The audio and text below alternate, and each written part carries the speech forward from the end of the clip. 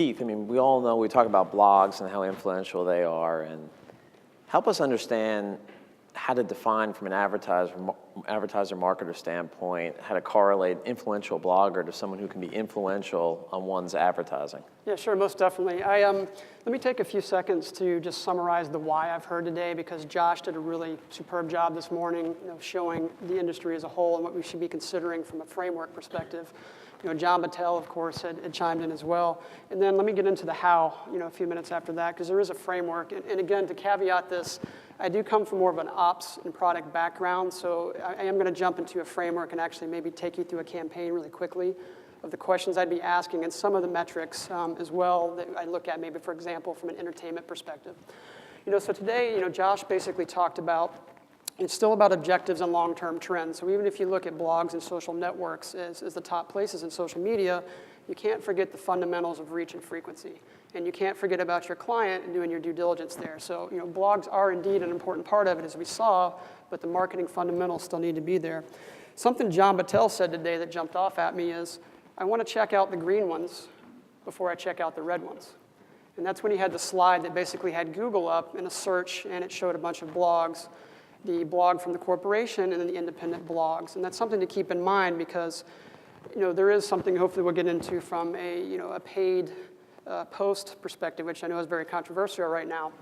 And I hope somebody asks me that question that we can talk about, because a user is actually going to migrate towards somebody, their peer, than they are the paid blog, which is definitely something to keep in mind. And by the way, something we recommend is not going the paid route. Josh talked about leverage platforms, and Mark basically nailed it on the head. You have to take your social media metrics that you're looking at and tie them back to your strategic KPIs for your client. And that's the number one thing. You can have all the social media in the world, but if it doesn't tie back to those KPIs, whether it's a direct response campaign that has to do with conversions or SKU increase in sales and moving inventory, or whether it has to do with education around your brand and building brand affinity, you have to know the KPIs and tie the social media to it. Now, that's a little bit of the summary of the why we talked about, but why blogs? We talked about, why should I be considering blogs? According to the Wall Street Journal, there's 20 million bloggers out there right now. That's US alone. There's actually a lot of bloggers in Europe, and in fact, one of my mentors who's running one of the largest ad networks in China told me it's actually starting to take off in China as well. Of the 20 million, you've got about a 4x consumption. There's about 80 million blog readers, according to Tanya's company, which we work with, that are consuming here in the US. And if you look at that over the last 5 years, there's actually a compound average growth rate of 300% in readership. So we've gone from a nascent market, as we looked at the monitoring several years ago, actually into something that's become mainstream. And I guess the last thing I'll share here is the Jupiter study. Blogs are really actually about the direct response, the purchase intent. 52% of blog readers, and by the way, I have this study. If anybody wants it, just come find me afterwards. We'll trade contact information. I can share it with you. 52% of blog readers say blogs have influential purchasing decisions. So blogs really need to be a part of the social media campaign if you're looking at it from a purchase as well as a brand affinity perspective in the planning process. On the how question, we break it. The framework I'll use is basically you have your planning in a campaign, you have your execution, and then you have your learning, which we've talked about. And we started out in the planning and research side, where you really want to find out where the conversation is. What are people talking about? So let's take an entertainment program. And I'm going to talk in general framework here, but we're actually doing an actual case study on Wednesday, and Ryan Walker here actually is running that webinar on Wednesday, where we'll actually take you through a case study with hard metrics. I would share with you today, but my CEO is the one giving the presentation, and I want to be employed when I go back to San Francisco. So Wednesday we'll actually be taking you through this case study. I'll talk more from a framework perspective. You want to look at where the conversation is. So from an entertainment, you have a television show, and you want to raise awareness about it, about the next season that's coming up. You want to look at the celebrities and where people are talking about the celebrities. And you want to look on sites that have credibility. Is the author credible? Are people linking to his or her content? Are there a lot of sites basically talking about this conversation, as you're creating your media plan? Is the content fresh?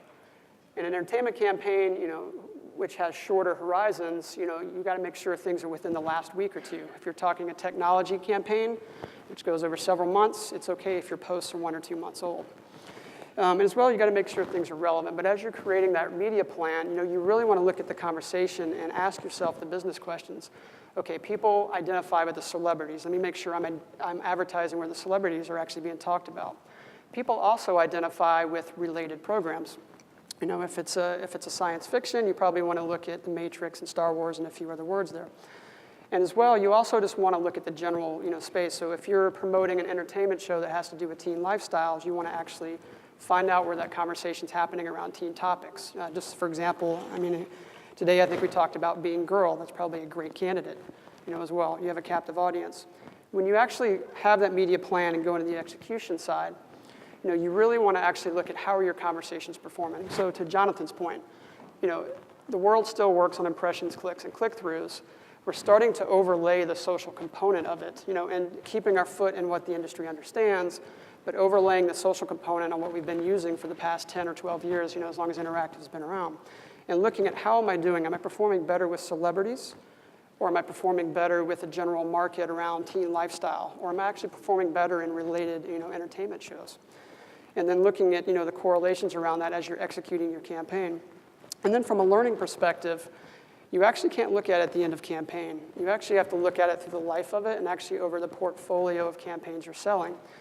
So, if I have a branding initiative, I probably want to put a stake in the ground and monitor these conversations, basically do a share of conversation or a share of voice type study as I'm executing several campaigns. So I'm tracking not only the entertainment and the brand, that I'm representing, I'm tracking the competition, and I'm actually tracking, the general marketplace around the number of posts that are generated, the number of sites that are a part of that conversation. And again, a lot of these are spelled out in the document, which Ryan helped us deliver around the guidelines.